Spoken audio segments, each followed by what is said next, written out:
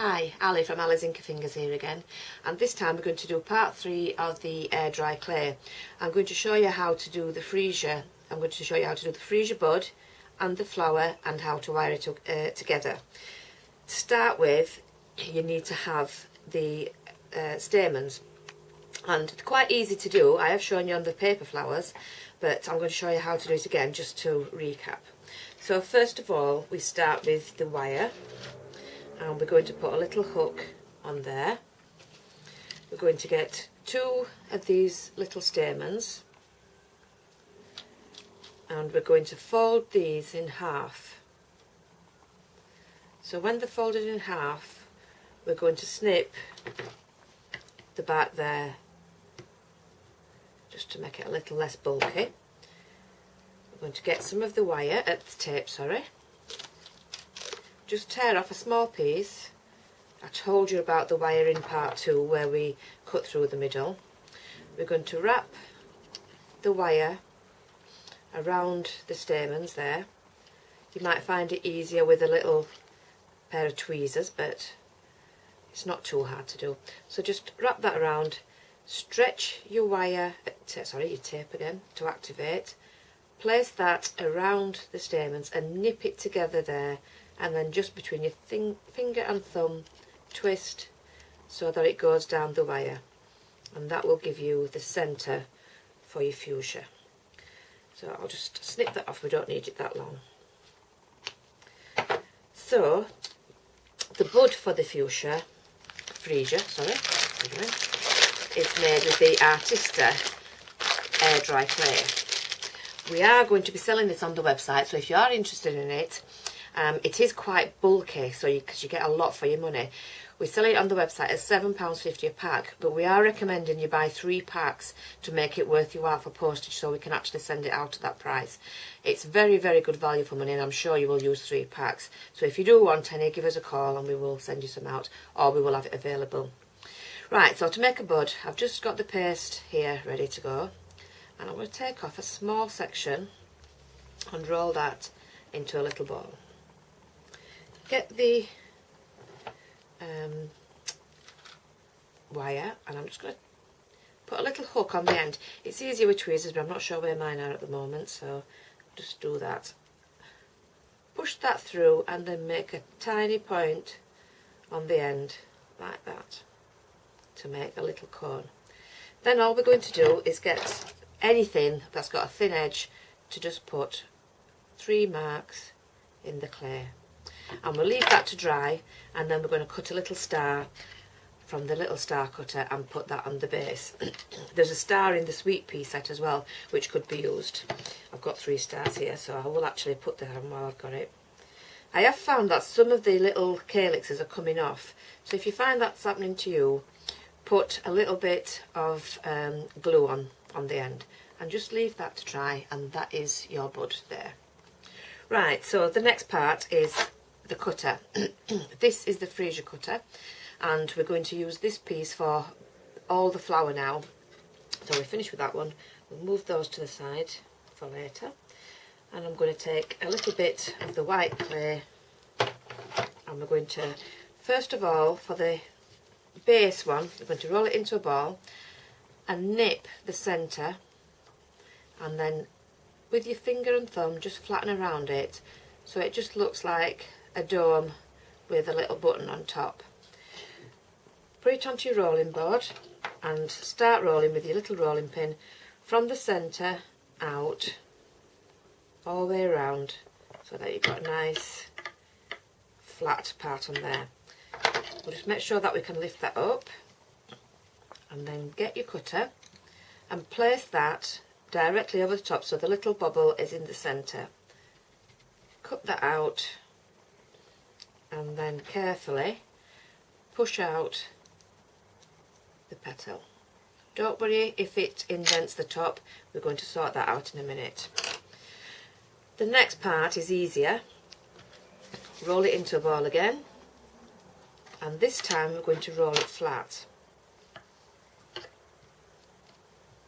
So just roll that out, cut out a flat piece, I have found that it's easier to leave these pieces once they're cut out for a couple of minutes, and it's easier to handle. Just do that again. Just for the sake of the video, I'm going to cut it out and do it straight away. See, it's very stretchy when it's first done, as you just seen there, but it doesn't take anything to roll it out again and do another one. So this time I'll lift it up and then cut it out. That just stops it sticking too much. There we go.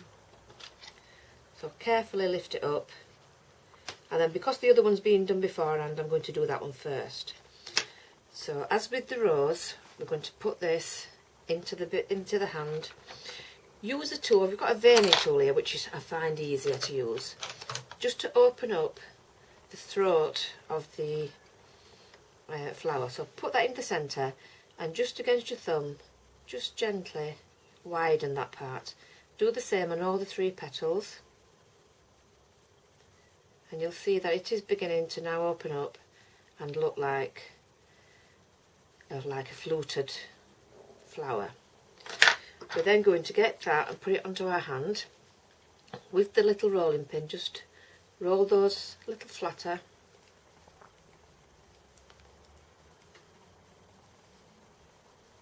being careful not to overdo it. So that is the base part of the flower, and then the next one we're going to just put into our hand and soften the edges again, being careful not to, being careful not to pull it too much because my hands are quite sticky. There we go. Start again. You will find that if your hands are warm, or if you're working in a warm room, this can happen. Don't panic. It's very easy to just roll out another one. Just keep lifting it to make sure it's not going to stick. There we go. Try and dry my hands a bit. So I'll try again. As I say, at home, leave them just for a couple of minutes and they're a lot easier to handle. There we go, I've done it this time. Right, so what we're going to do now is take that piece and put that inside the first one so the petals are between each other. We're going to take the stamens that we had before, place that inside, pull it through to the base so you can't see any of the green, and then you're going to twist on those there. And we've got now an open flower. If you want it a little more cupped, because starting at the base you've got the buds, then you have the cupped flowers, you just gently ease that together and then move on to some more open ones. So if this was an open one, I could just pull those back and we've got the open one. So that is how to make the flowers, and then you would put another star at the base of that for the calyx. So I've got a few I've actually made, and I'm going to wire these together. So we've got a few here. They're not coloured. I will colour them at the end because it's quite a quick one, this one.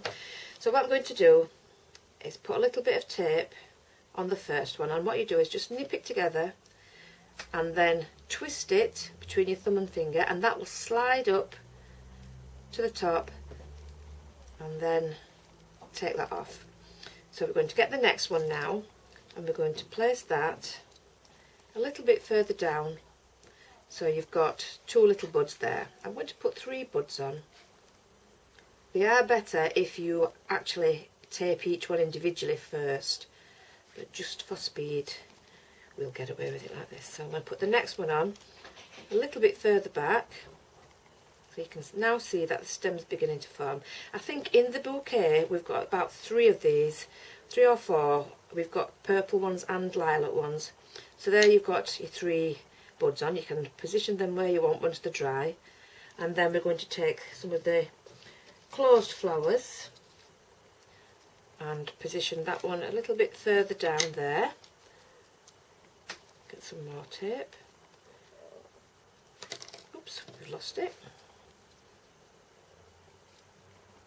And then wrap that around the wire. Get your next one,